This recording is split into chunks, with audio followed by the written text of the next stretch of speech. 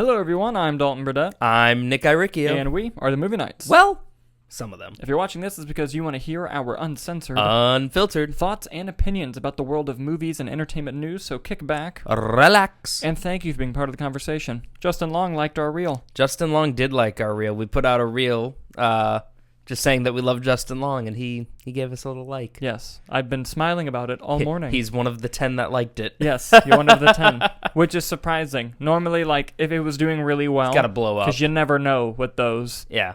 And I appreciate it. Yeah, meanwhile, our Final Destination TikTok got like took off 50,000 likes, and we tagged both the directors in it, and they're like, not good enough. And we're like, you know what? Fair. So you never know. You never know. No shade in those directors, by the way. And we have a medium show, I feel like. We have a medium show, but a lot of these topics are going to spark, I think, a big conversation. Probably. Mostly toward the end. Uh-huh. Yeah. Mm-hmm. Absolutely. But anyway, I would like you to start introducing the topics for us, and we can get this show on the road for all 7 of the people watching and listening. So here's the thing. We really need to stop starting with the sad news. Yeah. But unfortunately, we do have some more sad news to report. Mm-hmm. Beloved Scottish actor Robbie Coltrane died today at 72, his agent confirmed to Deadline. The Harry Potter, James Bond, and Crackers star died at a hospital near his home in Larbert, Scotland. The award-winning actor had been in ill health for the past 2 years. Yeah, so I'm not familiar with his show Crackers, but apparently he was a very popular show over in the UK. Mm-hmm. I don't remember which James Bond film he was in, but I believe Goldfinger? Okay. Obviously, the big one in our generation that he's going to be remembered for is for playing Hagrid in the Harry Potter franchise. And this one kind of got to me. As soon as I saw the news, I immediately just texted my mom. Mm-hmm. And I was like, Hagrid died. Like, it was just like I didn't see it coming at all, you know? And he was not only an integral part of that movie, but he was like one of the moral compasses of those films and for those characters. And it got me. It got me in the heartstrings a bit. Mm-hmm. You know, how did you feel once you heard this news? I mean, I think it's always sad when you see an actor or actress or anything like that who's been around for that long passes. Mm-hmm. You kind of always just have that moment of, you know, but it says here he was, you know, ill for the past 2 years. I don't believe they disclosed what the illness was, mm-hmm. but if he had been struggling for 2 years, you know, it's always kind of that bittersweetness of no struggle and everything. Mm-hmm. I guess my connection to Robbie Coltrane came recently because mm-hmm. I actually just saw the Harry Potter movies mm-hmm. for the first time. That's right. Last year. Mm-hmm. So I never really grew up like following it, but I mean, I loved Hagrid in the movie. So I saw that mm-hmm. and I was like, oh, yeah. You know, it's like the same thing with like Alan Rickman's passing because mm-hmm. I knew him from so many different things. I wasn't overly familiar with Robbie Coltrane mm-hmm. until Hagrid. Yeah. But yeah, no, I mean, I know, especially for people that love that franchise, because I know there's people that love Harry Potter. Mm-hmm. It probably is a devastating loss for that. Yeah, but he leaves behind a generation of work for people to watch and see for everyone. So, did you see that? I know last year or this year they did that like Harry Potter reunion thing. Have you seen that clip going around online? There's like a clip from Robbie Coltrane talking, and he's like, "I mean, 15 years time, I won't be here." Mm-hmm. But the movies will be, mm-hmm. and that makes me happy. And I was like, "Oh well, why am I sad now?" Yeah. It's really, it puts it in a whole new perspective. Yeah. So, really sad to hear that. But all the other news we have, we're going to be chip and chipper. So, what do you got for us next? Our next one comes from us from Deadline as well. Paramount Pictures is moving forward with a new Naked Gun reboot with Liam Neeson in negotiations to star and Akiva Schaffer set to direct. While no green light has been given at the time, sources say it's heading in that direction once a deal closes for Neeson. Yes, thank you for bringing that in. And this is awesome news. Not only do I love like Naked Gun, you know, famously the lead of Leslie Nielsen leading those, and that's funny, Leslie Nielsen, Liam Neeson. But I think this is a great move for Liam Neeson because he's just been doing a lot of action movies recently, some good, some bad. Always his last one. Every time he's like, "This is my last action movie," correct? Mm-hmm. And I'm glad that he finally just gets to relax and have fun because whenever he does do comedy, it's hysterical. Like, I loved him in, I believe he was in A Million Ways to Die in the West. Yes. Which I think is an underrated movie. I like that movie. Mm-hmm. And he was so funny in Ted 2. Oh, he has like a brief role in Ted 2, right? Yeah. Where he's buying Fruit Loops or something. No, Tricks. Tricks. Tricks Yeah. are for kids. Yeah. Yeah. Amazing bit. And so I think this is a fun move for him. I think, it's nice to be seeing him have some fun. I'm unfamiliar with the director's work. At least the name doesn't ring a bell. Akiva Schaffer is one of the Lonely Island. That's right. Yes. I am very familiar with the director's work He then. most recently Popstar, directed... right? He directed Popstar, and Uh-huh. he most recently directed the Chippendale Rescue Rangers for Disney+. I still need to watch that. I heard it's great. I liked it. It's got a lot of mixed online. So- I enjoyed it. Yeah, so forgive me, I am familiar with the director's work. The name just wasn't ringing a bell. So yeah, that makes me even more excited. I'm pumped about this. Mm-hmm. I think it's going to be really good. What are your thoughts on this whole dynamic happening for Naked Gun reboot? I mean, I think it's... I haven't seen a lot of the Naked Gun movies. I know I've seen the first one, but I know there's like 5 or 6 or so. But I love Airplane. Yes. With him. Mm-hmm. And I think the best thing about Leslie Nielsen in those old movies is that he's almost like a straight man, but he's still being ridiculous, but he's so dry with the delivery that it works, which Liam Neeson could do perfectly. Like, I'm not out here expecting Liam Neeson to trip on a banana peel and step on a rake and get hit in the head. I'm expecting just dry one-liners and chaos around him. Yes. Which I think is perfect, and I think that the whole Lonely Island team is hysterical. I agree. So I'm excited that Akiva can just go and have fun with a movie and do those kinds of, like, stupid bits. Yes, and whenever we bring up Liam Neeson, I'm always going to remind people that they need to see the movie Cold Pursuit. And Cold Pursuit was great. I forgot about Cold Pursuit. It's so good, and it's funny, and that's why I wanted to bring it up. Yeah. It's a action comedy, and it's a remake of another film. I haven't seen the original, but it's such a fun action comedy, and Liam Neeson really has great comedic moments in the movie. Yeah. And they do have a 4K that I do not have, and that is a shame. So I will get on that. But what do you guys think about Liam Neeson joining the Naked Gun reboot, directed by one of the members of the Lonely Island? Let us know as we move on to our next story. What do you got for us next, Nicholas? This next one comes from Variety. The Percy Jackson and the Olympians series at Disney Plus has added 3 new actors to its cast. Adam Copeland, who viewers may remember as Edge from WWE. Suzanne Cryer, who I believe she was on Silicon Valley for a bit. Okay. And Jessica Parker Kennedy, who was on Vikings? Black Sails. Okay. Are the latest additions to the cast of the series based on Rick Riordan Percy Jackson novels. I'm going to let you go ahead with this one because you love the Percy Jackson series and WWE. Yes, I do. This was a crossover in my brain that I did not know that I needed. Because, I haven't followed WWE in a really long time. I still go to, the NXT event sometimes with Chuck. Shout out, Chuck. But I loved the Ruthless Aggression era. That's when I grew up. And Edge kind of carried over, quick WWE history, Edge carried over from the Attitude Era into the Ruthless Aggression era, where he had several rivalries with Matt Hardy, with John Cena. And he was always a bad guy. And it was just amazing. He played a bad guy so well for WWE. And then but he was so good at it. And, being a fan, you hate him in the story of it all, but he's such a great performer that you respect him. Yeah. And I remember he had an injury where he had to retire. And, it's the saddest thing. I'll show you the video after. It might even make you tear up. He just comes out into the ring in jeans and, announces that he has to quit. And, just the whole audience just clapping for him. Oh. And it's bizarre because he's the bad guy in the story, so you're not used to that. But just the level of respect that everyone showed, in that moment was such, yeah, a great thing. They know he's the bad guy, but they don't. Yeah, he's not but a bad he guy. is a badass, great performer, great on the mic, everything. Okay. And then in 2020 or 2021, he came back unannounced, and I think it was the Royal Rumble or something, and literally, his music just starts, and that's another video I got to show you of everyone just being no fucking way. Because he came back after years because he was done from this injury. Injured, yeah. And he came back, and he was in the best shape of his life, and it was just insane. Anyway, moving on. Percy Jackson, love those fucking books. They're my favorite book series. And the movies exist. And, when we heard about they were doing the show, we got really excited, obviously, because they're probably going to do a season per book. And Edge playing Ares Didn't know I wanted it. But when I hear it, I'm like, okay, yeah. Because I know he's been getting into acting recently. I know he was on a couple seasons of Vikings. He was on Vikings. I believe he played Atom Smasher on the Flash TV show. Oh, I didn't see that. Yeah. But, that's great.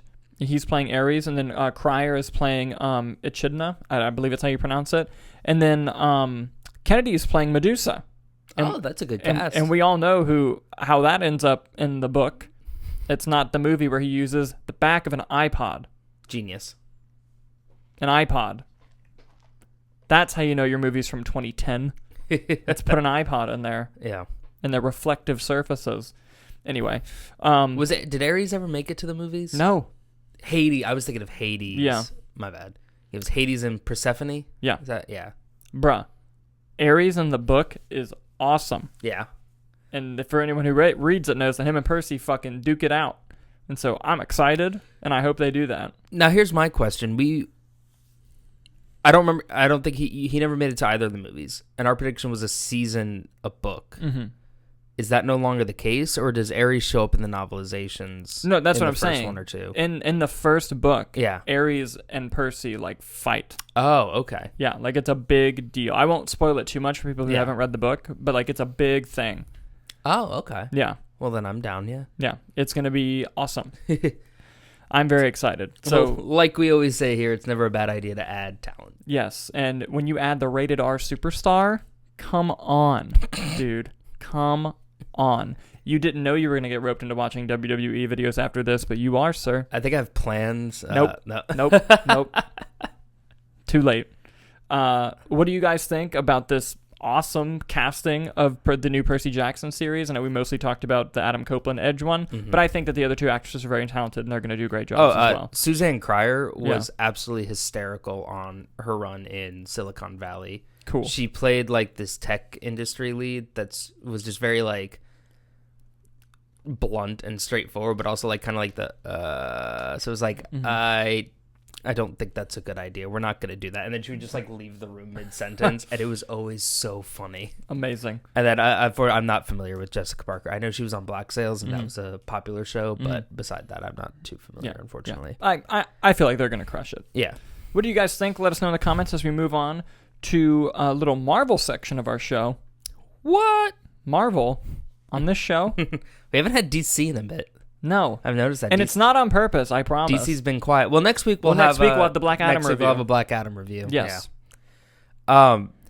So this one is interesting. I'm going to read it through, and then if you want to give a little more context, because we are kind of going away from Hollywood Reporter, Deadline, the typical. Yes. So take this with a teaspoon of salt. Yes. Well, no, teaspoon's a lot. A teaspoon's more than a grain. Take this with a grain of salt. Yes. Probably 98%. Yeah, maybe. There's probably a 90% chance that this is true. Yeah. So this story comes to us from Slash Film, who is citing a podcast. Yes. So, Slash Film can independently confirm that the news announced live on the Hot Mic with John Roca and Jeff Snyder podcast is in fact true. The role of General Thaddeus Thunderbolt Ross, previously portrayed by William Hurt, who unfortunately passed away, will be recast. Yep, you're reading this correctly. Harrison Ford. So here's what's interesting. In regards to the validity of this, Jeff Snyder is the one who brought it up on the show. Yeah. And he used to work for the trades. I forget if he worked for Variety or Deadline, maybe both. Okay. But he still has sources that whenever he's feeling it, he'll by the way, I heard this. Mm-hmm. He was also one of the first people to talk about Blade and the troubles with Blade. Oh, okay. That later came out to be true. Yeah. So he's in the know, which is why we felt comfortable reporting it on the show, is because very rarely would he get something this wrong. Yeah. And that's big. Yeah, and other people have started to come forward and say, hey, I've also heard this. We just haven't heard it in the trades. Mm-hmm. My reasoning for that is because I think we're either going to see him in something really soon, or they're going to do an event where it's announced soon. Or pen's just not on paper yet. Yeah, and according to Snyder on that podcast, he has officially signed on to Captain America New World Order, but he has not signed on for Thunderbolts yet. They're still doing that. Okay. They're finalizing that agreement. Yeah. Also, according to Snyder, the reason why it wasn't announced at D23 is because Kathleen Kennedy asked Kevin Feige to keep the focus with him on Indiana Jones, and he agreed. So apparently the deal for Captain America had been done since D23. But they want Indiana Jones. Yeah, and they're working to get his deal for Thunderbolts, obviously. Yeah. Now, this is interesting for a few reasons. One, Harrison Ford, what a get. What a get. The man who hates franchises and every movie he's ever done. Yes. Decides to join arguably the biggest franchise going on right now. Yes. They're going to give him shmoney, too. Yes. So it's interesting that just he wants to do it, firstly. Secondly, he is replacing William Hurt, who, as you mentioned, unfortunately passed away. Yes. And Marvel goes through a really funny thing of whether they're going to replace actors or not. Because how many times did they replace actors in the past? They replaced Terrence Howard. They replaced Edward Norton. They're no stranger to doing it. They also replaced one of the people in Thor with Zachary Levi. Oh, yes. He was an actor from the show Once Upon a Time. Yes. I'm blanking on his name, though. But they do that all the time. One of the three or whatever. Thor's three. Yeah. Infamously, though, they did not replace Chadwick Boseman for T'Challa. For reasons we'll find out in the movie. My gut feeling is that they were still deciding what to do, and Ryan Coogler, in his morning, wrote a really beautiful script, and Kevin Feige was like, well, we're not going to not make this. Yeah. I feel like that's probably what happened. I don't know, though. And who knows, maybe in the future they might find some multiverse way to bring in T'Challa. Who knows? But with this choice, they're going back to their old ways and saying, nope, their story for Thunderbolt Ross that we still have to tell, we're going to do it. So, interesting to say the least. Yeah. I didn't know that they were going to continue a story with Thunderbolt Ross. Clearly, there's a movie called Thunderbolts coming out. Which is about a team that he specifically assembles. Yeah, in the comics at least. Yeah. So now, if you would have asked me before this news, will we see Red Hulk in the MCU, I would have told you no. Yeah. Now hearing this news, I think it's pretty certain that we're going to see Red Hulk in one of these movies. Yeah, because it kind of goes down to, is Ross essential or is Red Hulk essential? Yeah. And unfortunately, you can't have one without the other. Yeah. Well, I guess you could just say he can't go back and just have fully CGI'd maybe Red Hulk and then... But I don't know if they would. I don't know. Yeah. But the highlight of this is Harrison Ford's going to be in the MCU, which is crazy. And, him taking the role, I'm not going to speak for him, but me just trying to think about it. One, he probably thinks the story is interesting. Two, he's probably like, I'm going to make sure... he already has money, don't get me wrong, but he's like, I'm going to make sure that my family has money when I go. And three, to him, an actor like William Hurt is probably somebody he saw as a colleague or maybe even looked up to. Yeah. And so taking on this role is probably like I'm going to do this for them, and just kind of see where it goes. We've seen examples of that before, of actors taking on roles because like it was their friend and they wanted to keep it going. Like Heath Ledger's last movie was the Imaginarium of Dr. something. And when he died like halfway through shooting. And so 3 different actors came in and finished the movie, and they wrote into the script that he can like change his appearance. Oh, wow. And it was the 3 actors were all his friends. And they came in, like it was Jude Law, Johnny Depp, and one more. Came and like played the rest of the roles for him. Oh, that's cool. I didn't know that. Yeah. So, it's not unprecedented, but what are your thoughts on Harrison Ford joining the MCU as Thunderbolt Ross? I mean, I always love Harrison Ford, especially when he just gets to be a grumpy old man, I hope he gets to go on the press tour. Which is literally just... I hope so. Yeah. Have you seen... What did you feel about joining the Marvel Universe? I've never seen any of the movies. Yeah. Just he's going to have like just some blatantly dry... I said, show me the money. And boy, they did. Well, because what's interesting to me about it is a lot of times when you recast, I feel like the new actor wants to come in and do something different. Like Mark Ruffalo's Hulk is completely different. Like even Smart Hulk aside, let's just take Avengers. Yeah. Avengers 1 is very different from Edward Norton's portrayal. Don Cheadle's War Machine compared to Terrence Howard's War Machine. Very different. Or I guess Terrence Howard was never War Machine. Colonel James Rhodes. Yeah. Harrison Ford, one, just being who he is as a person, and what the role requires, I don't think he's going to reinvent the wheel here. No. Like, I don't think we're going to see anything new. I think it's literally just going to be you do just this. And he goes, come in and yell. And they're like, yeah. And he goes, done. Yeah, like, I think he's going to make it a little bit his own. Yeah. But what Marvel's also really good at is letting the actor portray it the way that they want. Yes. But in the story, they assure the audience that it's the same person. And they did it both with Ruffalo and with Don Cheadle. Don Cheadle was great because in Iron Man 2, his first line in the movie is, yep, it's me, I'm here, let's move on. Yeah.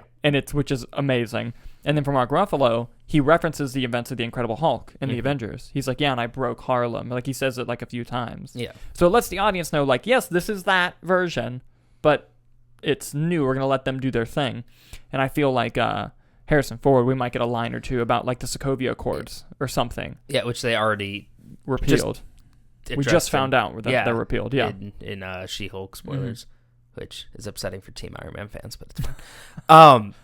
Yeah, no, I think it's definitely interesting to be for sure. And thinking about it more, like with something like a Black Panther, he's gonna you have the Black Panther movie, Wakanda Forever, and you'll have the big team up films. That could be, as we're guessing, one of like his sister or Nakia, whoever or the new Black Panther, whoever that be. is. Yeah. Thinking so you can get away with just transitioning that to another character. With Ross, I'm trying to think of it now. Marvel seems to be going more for this grounded espionage thing. So even just in that, you have Secret Invasion, you have Captain America: New World Order, you have Thunderbolts, you have the Armor Wars movie. All of these are very political based because Rhodey is so high up now in the government. And maybe even Daredevil Born Again. Exactly. So I think you're going to have all this. So it seems like he's a character that could be popping up very much in a bunch of places. By the way, I heard something about that show that I'll share with you later. Secret Invasion? Daredevil. Oh, Daredevil. Okay. But yes, I'm very, very excited about this. I think it's a great choice. And now, if it turns out to be false, we will say it on the show that it was false, but I'm pretty confident that it's true. And Slash Film they're a good website. Yes. So what do you guys think about Harrison Ford replacing William Hurt in the MCU as General Thunderbolt Ross? Let us know in the comments as we move on to our next story. Nick, what you got for us next? Next story comes to us from The Hollywood Reporter. In the more Blade news, previously reported that the director was leaving. So in the wake of parting ways with director Bassam Tariq 2 weeks ago, Marvel Studios is actually pressing pause on the vampire adventure thriller that is set to star Oscar winner Mahershala Ali. So, I have conflicting thoughts about this. My first conflicting thought is, I think this is pretty hardcore evidence that Kevin Feige is being stretched thin. That it got to this point. That they were about to start shooting, the director left, and now they're delaying the movie. So that in itself is upsetting. However, the fact that they are delaying it to make sure that it's correct. They brought in the new Moon Knight writer, Abo something. The fact that they're making sure that the movie is good and being done correctly before moving on. And this delay caused significant delays for other films, which we'll get into next, means that they're very serious about making a good Blade movie. And that maybe it was on the back burner in Kevin Feige's mind, or however it got to this point. But he was like, whoa, shut that shit down. And, the fact that they're taking it seriously and that it's important, because by shutting this down, you're shutting other movies down, means that I feel like the end product is going to be a good movie. Because they're taking it this seriously. So, while it sucks that we have to wait longer for Blade and other films, as we'll get into, I'm happy that at least they recognize, like, we need to fucking fix whatever the fuck this is. Yes. And move on.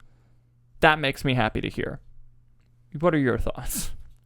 Well, as Kevin Feige infamously said at Comic-Con years ago when they first announced Blade, when Mahershala Ali comes to you and says he wants to be Blade, you let Mahershala Ali be Blade. Yes. So I think that's honestly the most important aspect of it, is keeping Mahershala Ali as Blade. And there were rumors that he was unhappy with it as well, not even just from the director's standpoint, just overall the production and everything. So I think you need to do whatever you can to keep him happy and wanting to be Blade and being a larger part of the universe instead of just a one-off with Blade. Yeah. That being said, I love Mahershala Ali and I really like Blade. And it's sad that we're going to have to wait longer, but if the end product is a better movie for it, then I'm all for it. Yeah. I'm just more sad because I really love the mythical side of the MCU. I agree. Which is where the characters that I really like, such as Moon Knight, such as Ghost Rider, such as the Black Knight, who was in Eternals and teased specifically with Blade in the post-credit scene. Werewolf by Night. Which means the longer Blade takes, because I feel like Blade's going to be the epicenter of all that. Yeah. The longer that takes, the longer it takes for me to get these characters again. Yeah. And that makes me sad. I agree, but also, with Kevin Feige's comments about Mahershala Ali and Blade and like how you say yes if that happens. With the next story we're going to get into, Blade was part of their plan. Yes. And then Mahershala Ali was like, I want to do Blade. And they were like, well, would you look at that? What a coincidence. Yeah. We were going to come to you anyway. Because these other delays I don't think would happen. Yeah. If Blade didn't need to be there. If Blade didn't need to be there, exactly. Like if Mahershala Ali quits Blade, they're not scrapping Blade. They're just going to get a new Blade, which would make me sad, but, But I think other people could play Blade great. But I'm excited that Mahershala Ali, for now, is sticking with the project and that they're taking the time to fix it. And we're going to lead that into our next story. These two are very closely connected. Because of the delay in Blade, what has happened, Nicholas? Well, our next story also comes to us from The Hollywood Reporter. This may have been the same article. Disney is shaking up its release date calendar, pushing back multiple titles. Specifically, we're going to focus on 4 from the Marvel Cinematic Universe, those being Blade, Deadpool 3, Fantastic Four, and Avengers Secret Wars. Yes, so we infamously freaked out about 2 Avengers movies in 1 year. That's no longer happening. Yeah, that got shot down real quick. But I'm going to have a similar opinion as to do in the Blade thing. I'm very sad that we're going to take longer to see these projects, specifically Fantastic Four and Blade. But I'm happy. And Deadpool 3. But the Deadpool 3 delay is not that bad. It's like 2 months or something. Yeah. I'm happy that they now have more time to make these movies. Because a problem we've seen recently, especially from a VFX pipeline standpoint, lots of movies are taking longer to make, and they need more time. Yeah. It's infamously said in the industry, movies are never finished, they're just released. And now I think we're going to finally see more polished, finished products, both on a VFX standpoint, from a story standpoint, from every standpoint. And I think that that's a good thing. I think that being able to have the time needed to do this is great. On the DC side, when they pushed James Wan's Aquaman from this year to next year, he said in a statement, thank God no shot was finished. Yeah. Like, that's crazy. And that was in what? July? August? Yeah. And you're like, you had 4 months? Yeah. Go on. And but that's how crazy backed up the VFX pipelines are. Yeah. And so, I think overall this is a good thing. And it shows that Marvel still does that thing where everything's connected. So you gotta be okay and sure.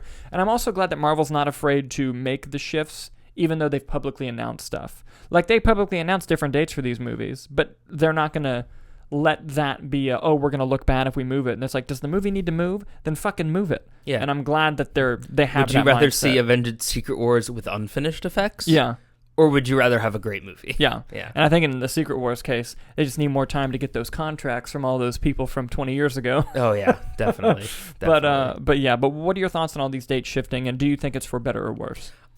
Kind of, I agree with what you said. I think that one of the biggest critiques lately has been VFX or just rushing, so maybe the script is needed like 1 or 2 more drafts, etc. I mean, even in like the She-Hulk finale, they make a joke about VFX workers on another project, which just because you address that you have the issue and make a joke it doesn't resolve the issue. But it was kind of funny. But funny. Like, the joke in that is that they play music from Wakanda Forever. Yeah. So, and that movie comes out in November, and She-Hulk was probably filmed last year. Yeah. So the fact that like that's the joke still makes sense. Yeah. No, I mean, I think it's a great thing, especially just getting the stories right. Because looking at them, one, you want Blade to be great because you want Mahershala Ali. Deadpool 3, you have Hugh Jackman coming back. You want that to be perfect. Yeah. The Fantastic Four has not had a good movie. Never.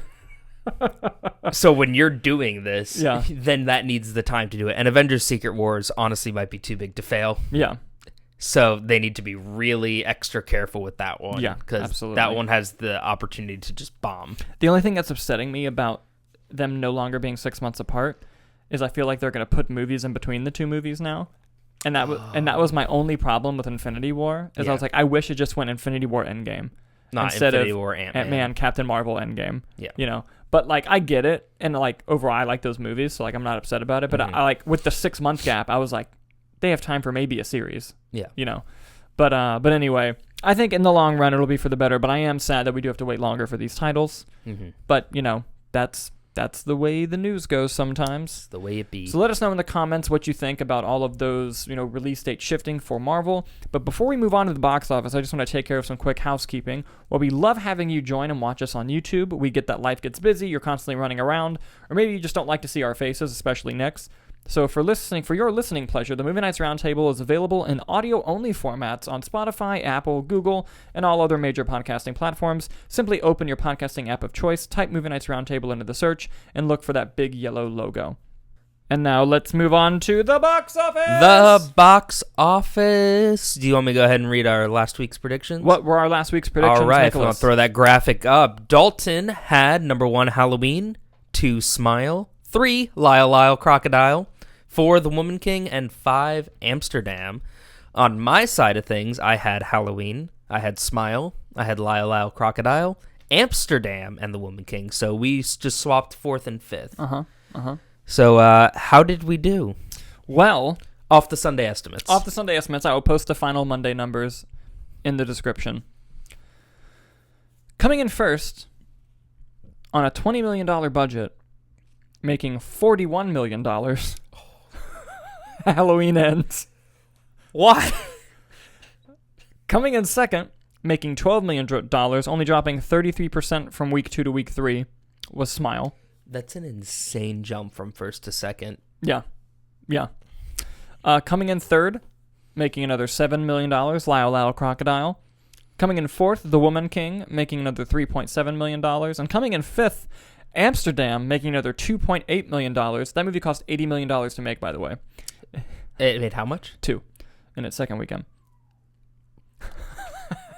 Yeah, but like, correct me if I'm wrong, but according to the Sunday estimates, I believe one of us got all 5. Correct? That would be correct. Based off of these Sunday estimates, Dalton has swept all 5 currently. Yes. This doesn't happen often, so I must live in this moment and watch the fucking Monday numbers come out, and it's fucking wrong. Mm-hmm. That's happened before, yes, by the way, and it's not fun.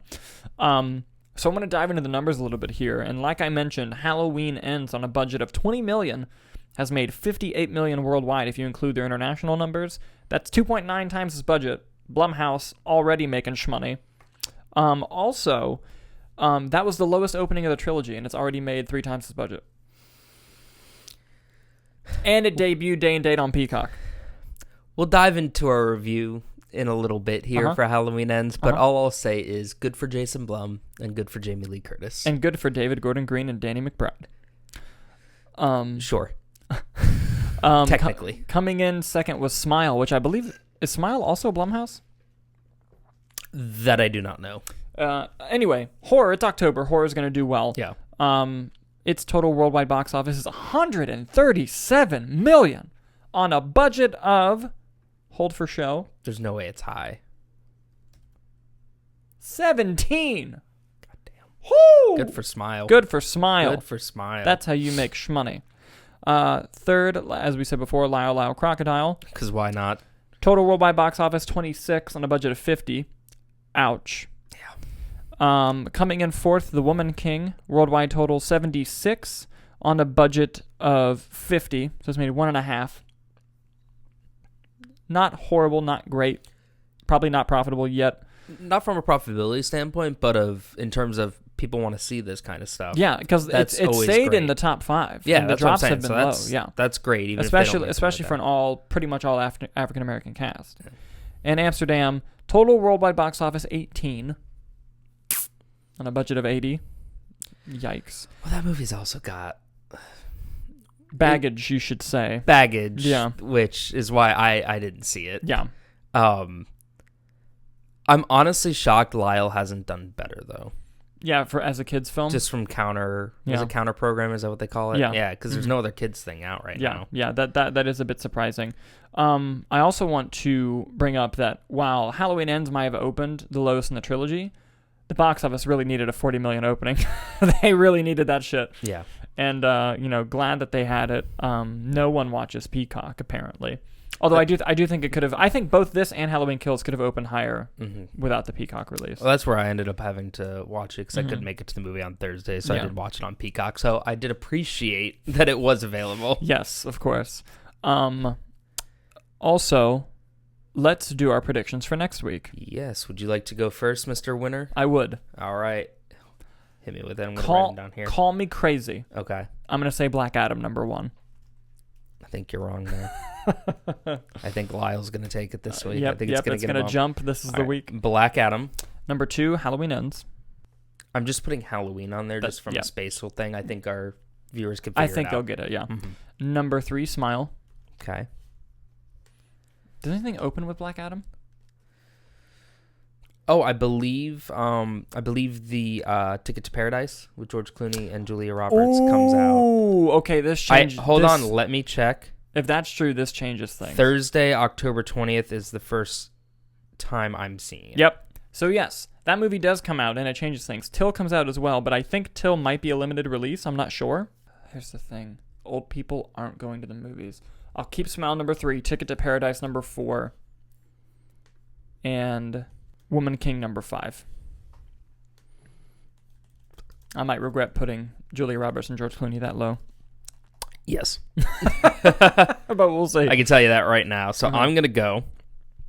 Call me a little crazy. Call me a little silly, goofy guy. Going to go Black Adam number 1. Fucking goober. Right off the grate. Yep. Right off the bat there. We're going to go Halloween Ends, unfortunately, number 2. Okay. I am going to go Ticket to Paradise. Number 3? Paradise number 3. Okay. I'm going to go Smile number 4. And we're going to keep Woman King there in 5th. Okay. And let me tell you why. I really want to see Ticket to Paradise. So I'll probably end up seeing it as well. Can I tell you why it's that low? Why? How did Bros do? That's fair. Yep.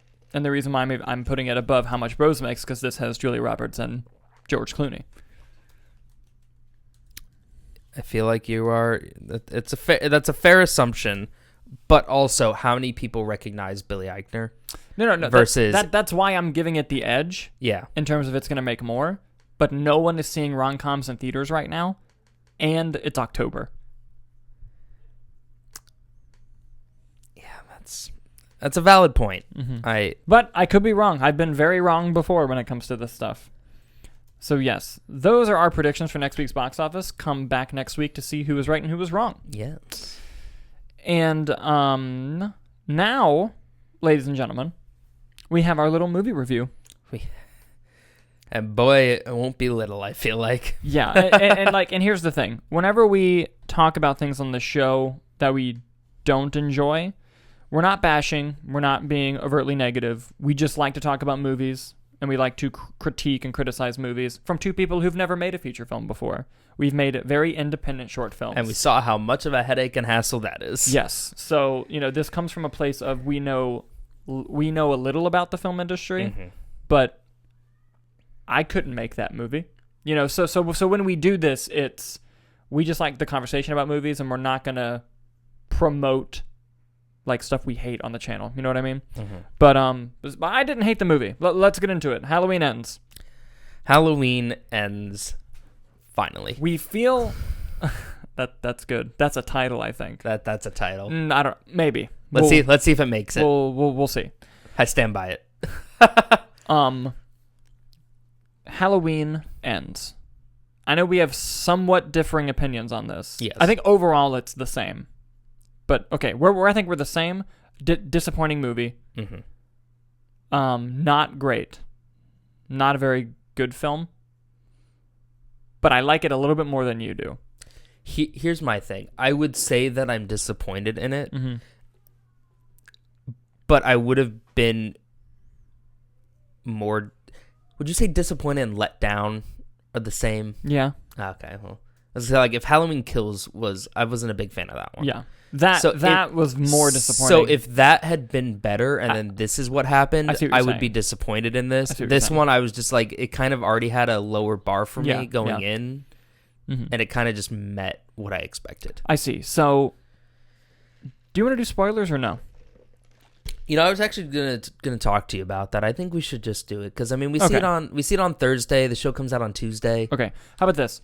We'll start off non-spoilery and then we'll get into it. Yeah. Okay. So non-spoiler thoughts. That way, people can just like yeah. Non-spoiler thoughts. Mm-hmm. They were trying to tell two different stories. Mm-hmm. One story, the main story, if you will, was not advertised. One. Mm-hmm. Two, I think would have been a great idea for a new Halloween reboot. Mm-hmm. Like the idea of the story they were doing, which we'll get into when we do spoilers. But for the third movie of this trilogy, why are you telling that story? Like that's not why I'm here, you know? Yeah. And even then, I think what we got in that story, some of it was very interesting, some of it was very well done. There's a new character in the film. This is where we differ. I thought the character and the actor were great. I loved the performance of the actor. I did not. Yeah, the storyline he has with the granddaughter of Laurie Strode, that I didn't enjoy. I didn't think that worked.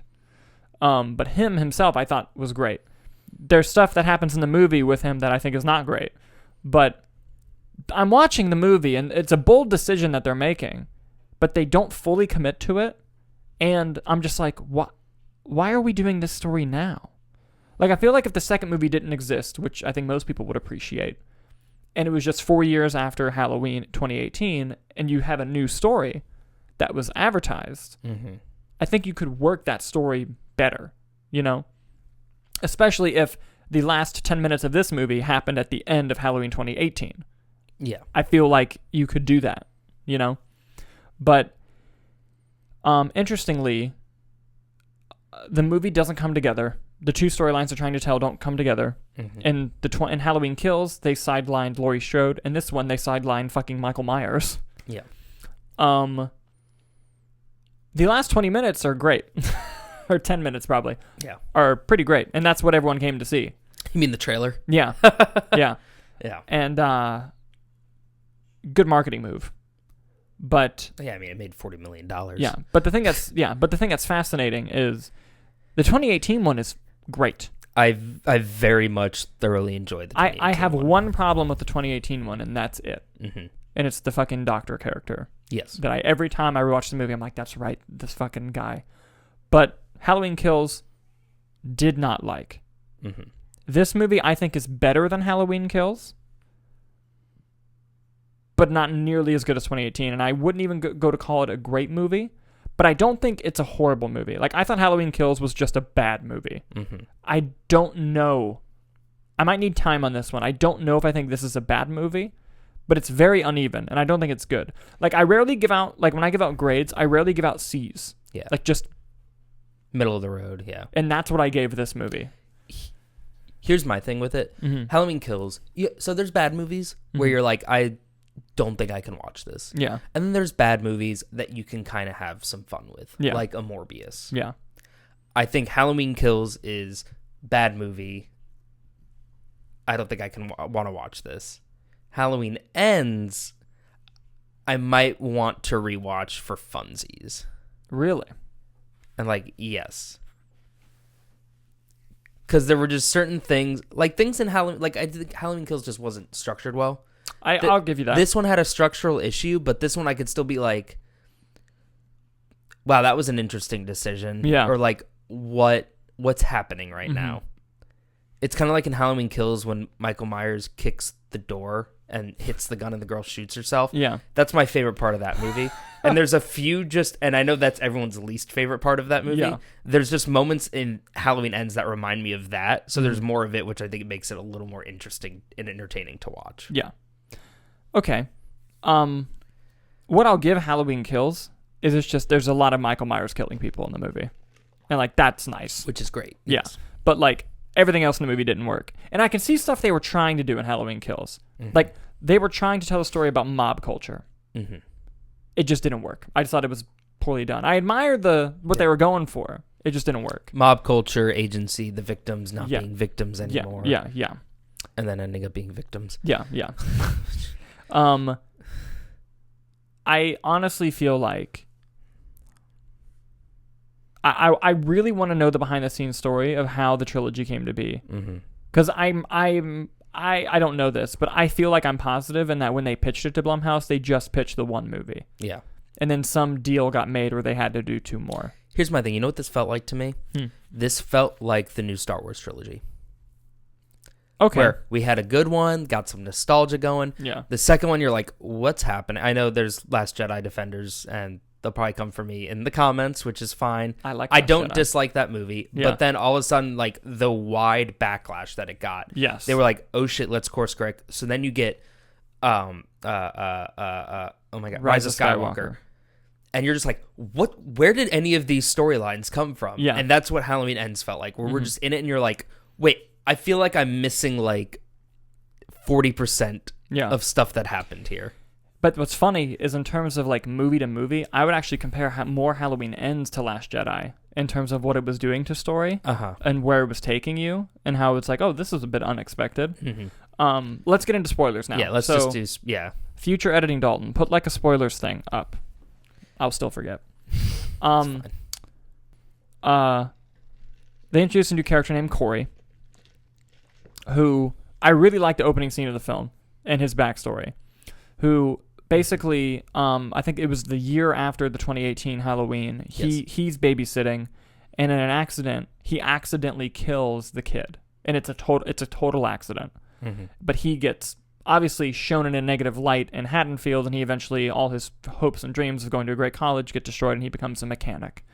And it's like, you instantly feel for him, and I think the performance is really good. I know Nick doesn't like it. I thought the actor was excellent. I thought he was excellent in the film, and you really feel for this guy, but he still has this darkness in him of like from when that happened, and eventually in the story, he gets thrown off a bridge, and in this cave, Michael Myers is there, who has been hiding for 4 years, which because. One shot of like dog carcasses would have been cool because in the first Halloween movie in 1978, like he eats dogs. Yeah. So I'm like, something to show how he's living, right? Maybe there is in the background. I just didn't see it. But he sees Michael Myers, and the execution of this I didn't enjoy, but the idea of it I like, kind of like the Martha moment in Batman v Superman. Yeah. The idea of through the eyes of Michael Myers, who, as anyone knows in any Halloween movie, is just pure evil. As this movie being the last in a long franchise, canonical or not, reaffirms at least 20 times throughout that Michael Myers is the essence of evil. Yeah. And it's like, I'm aware. Yeah. And but anyway, through that kind of the evil kind of gets into him with the rage he feels towards his community and how he's seen in this negative light. Yeah. And he kind of slowly starts the path of becoming a psychopath, basically becoming a new Michael Myers, which is why I think for a reboot would have been great. And I actually listened to Dan Murrell's review, and he thought that Michael Myers, he goes, when I first was watching it, I didn't think Michael Myers was really in the cave. I thought it was like an Empire Strikes Back thing, where it's like, oh, this is like just something he sees, you know? Oh. And it's like, see, and it's like, that could have been a really interesting idea, you know? Because something the movie touches on that I loved, but they only touch on it fucking once, is every Halloween people in Haddonfield are like killing themselves or doing something just because of the horrific stuff, the history of the town with Michael Myers. And it was so fascinating. But then they never talk about it again. That's the thing. The movie sets up a lot more interesting concepts. And it's like, yeah, that's a cool concept because they did that. It's like, they did it for one shot. So I wouldn't even call it that. Yeah. And I do want to clarify a bit about my performance critiques. Okay. I think he was great when he was the quiet, like, meek, just kind of, I'm just going to do my job. Yeah. And I'm just meant to be yelled at and just taking that and leaving. It was when he had to be, like, angry or, like, have the freakouts. And I'm like, this just isn't good. I don't know. I liked it.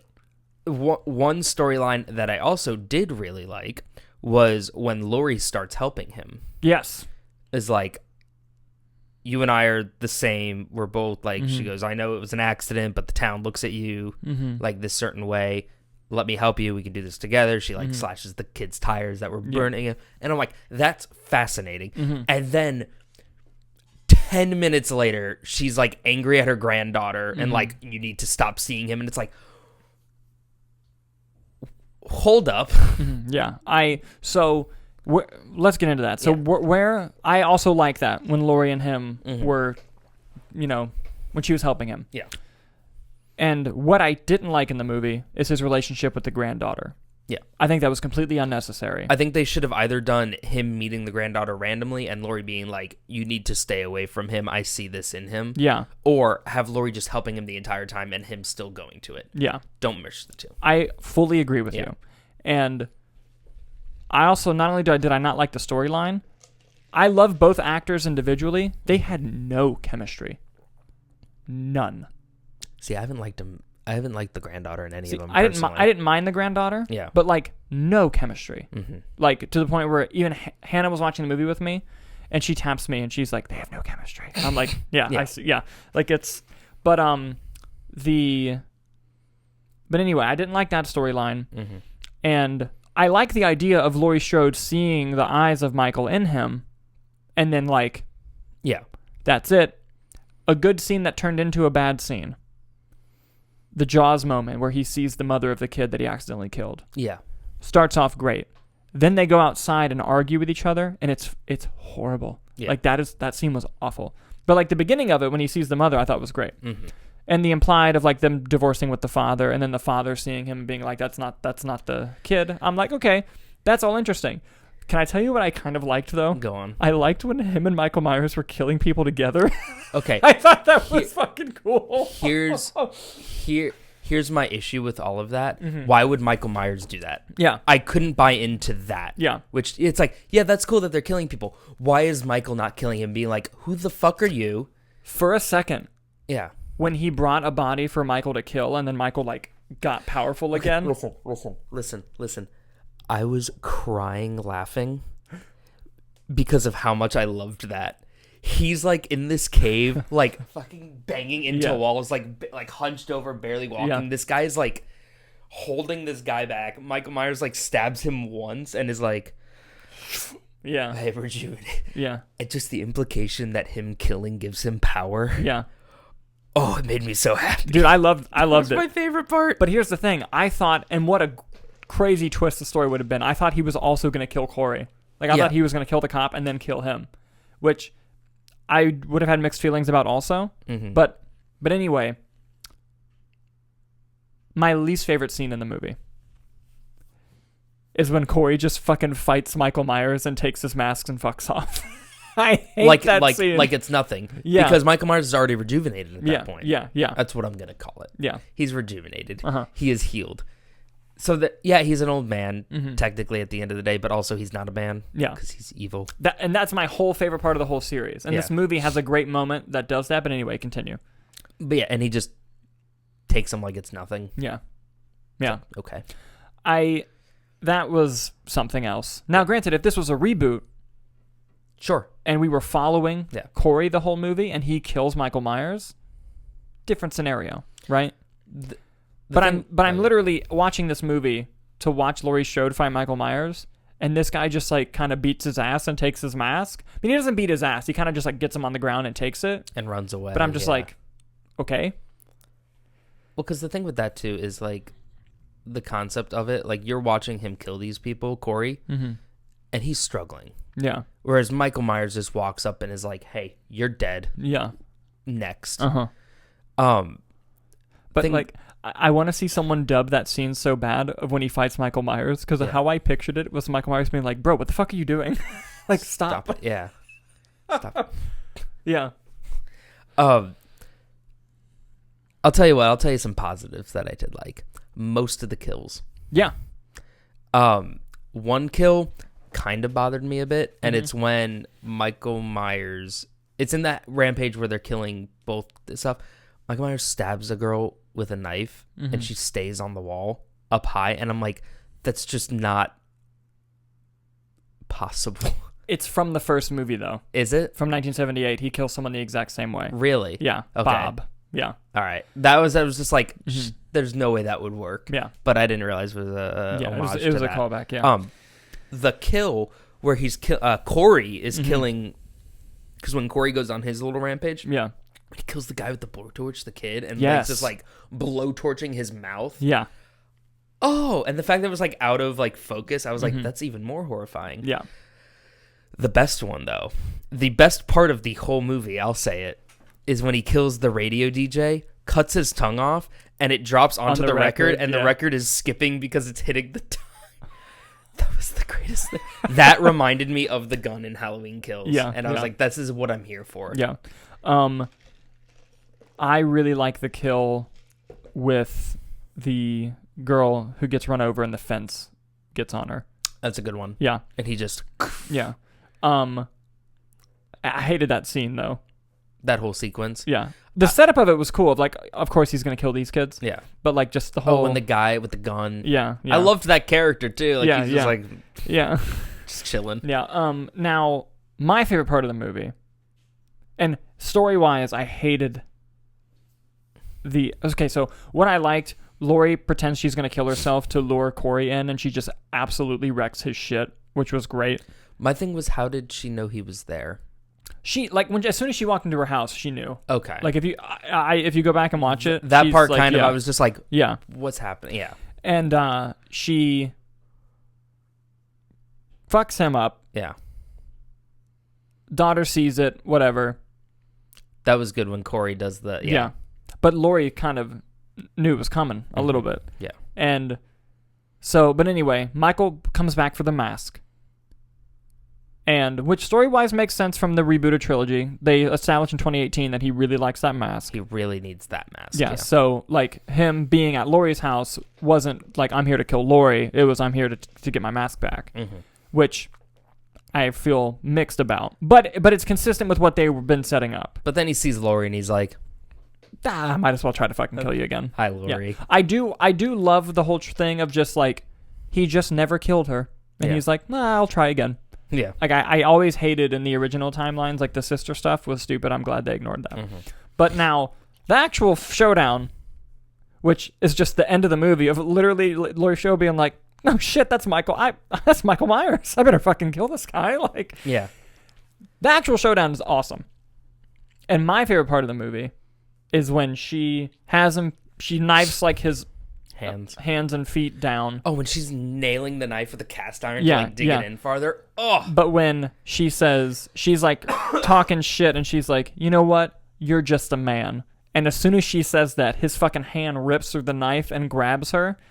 That's my favorite part of the movie. Yeah. Because whenever my favorite aspect of Halloween is the question of, is Michael Myers just a man or is he something more?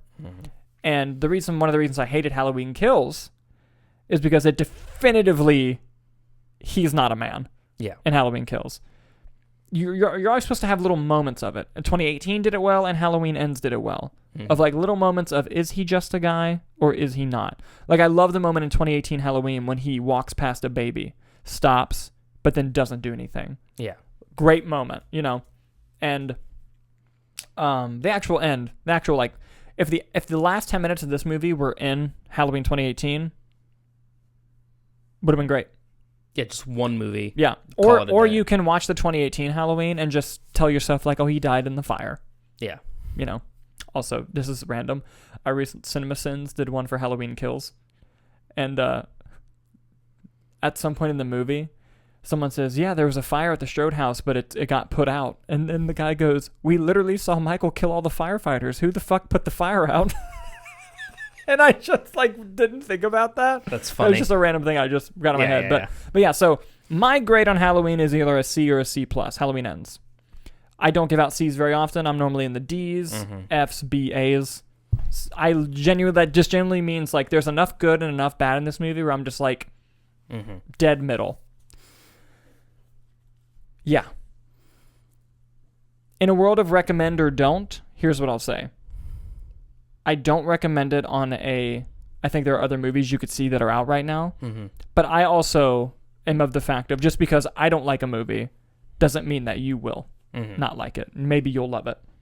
Yeah. So that's my end. My personal on it, without clauses or I'll just say I don't recommend it. Okay. I'll just give it that. Yep. In a world of do or don't. If we're gonna do black and white on that, I'm gonna go don't. Yeah. I don't want to give any stipulation. Yes. Thing. Yeah. Same. Love David Gordon Green. Love Danny McBride. But I think David Gordon Green's gonna do an Exorcist thing. Interesting. Which I'm looking forward to. All right. Hope to just keep it one, please. Yeah. And yeah. If anything, this trilogy at least gave us the 2018 Halloween movie, which I really, really liked. I will give it that. And if I ever do like Halloween rewatches in the future, I might do 78 and 2018 back to back. Although I might order the original Halloween 2 on 4K because I don't hate that movie. I liken the original Halloween 2 to Jaws 2. Okay. Where you're like, man, if Jaws didn't exist, it's great. Yeah, exactly how I feel about it. I'll tell you what. I like Season of the Witch. Halloween 3. I know it's not canonical to anything. They did do the blue text. They did. Which I liked. And I think Corey's mask that he kills in should have been the mask from it. But that's neither here nor there at this point. Well, they did in Halloween Kills. Someone has like a pumpkin on. Like they do that. Yeah. But yeah. So that's our little review on Halloween Ends. And, before we go today, if you like what you heard and you want to hear more, don't forget to subscribe to the official Movie Nights YouTube channel for weekly shows and movie reviews. You can also check us out on our social channels where we post updates, short video clips, and more. Those links can be found in the video description. Do you have anything else you wanted to add? No.